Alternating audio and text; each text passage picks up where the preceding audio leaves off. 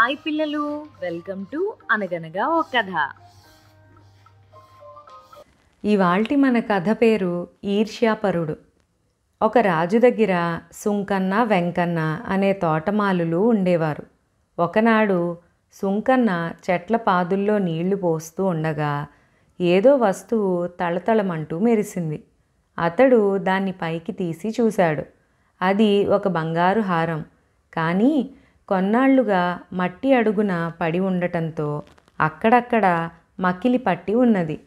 సుంకన్న ఆ హారాన్ని నీళ్లతో శుభ్రంగా కడిగి రాజుగారి దగ్గరకు పోయి తనకు ఆ హారం ఎలా దొరికింది విన్నవించుకున్నాడు. రాజు దాన్ని అంతఃపురానికి తీసుకుపోయి ఆరా తీయగా అది కొంతకాలం క్రితం తన కుమార్తె పోగొట్టుకున్న హారమని తెలిసింది. రాజు సుంకన్న నిజాయితీని మెచ్చుకుని నౌకర్లందరి ముందర వాడికి 100 బంగారు వరహాలు బహూకరించాడు.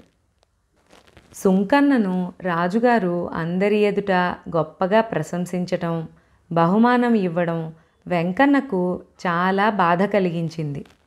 వెంకన్న స్వతహాగా ఈర్ష్యాపరుడు.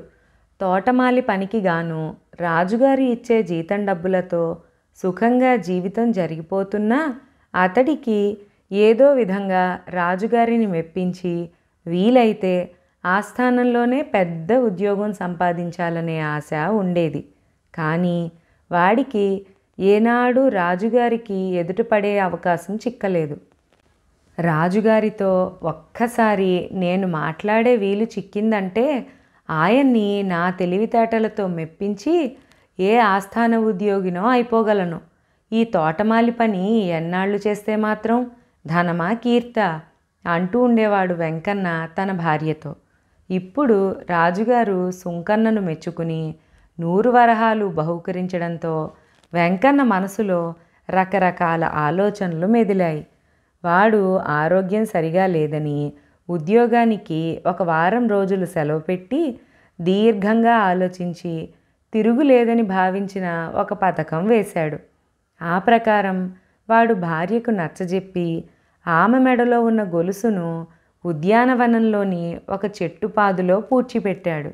తరువాత 4 రోజులు ఆగి దాన్ని రాజుగారి దగ్గరకు తీసుకుపోయి తనకు ఆ హారం ఉద్యానవనంలో దొరికిందని చెప్పాడు.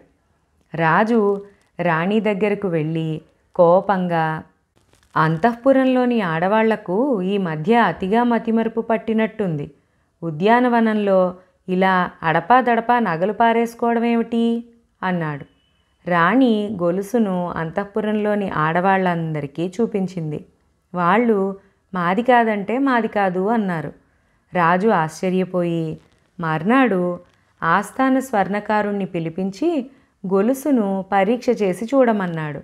స్వర్ణకారుడు దాన్ని పరీక్షించి చూసి, మహారాజా, ఈ నగ చాలా కల్తీ బంగారంతో చేయబడింది.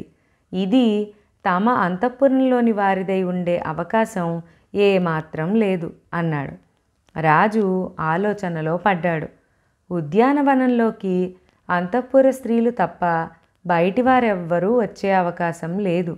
ఇందులో తన తోటమాలి వెంకన్న ఎత్తుగడ ఏమైనా ఉన్నదా అని అనుమానం ఆయనకు కలిగింది.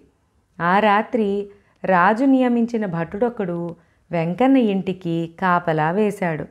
ఒక అర్ధరాత్రి వేళ లోపల భార్యాభర్తల మధ్య పెద్దగా కీచులాట ప్రారంభమైంది.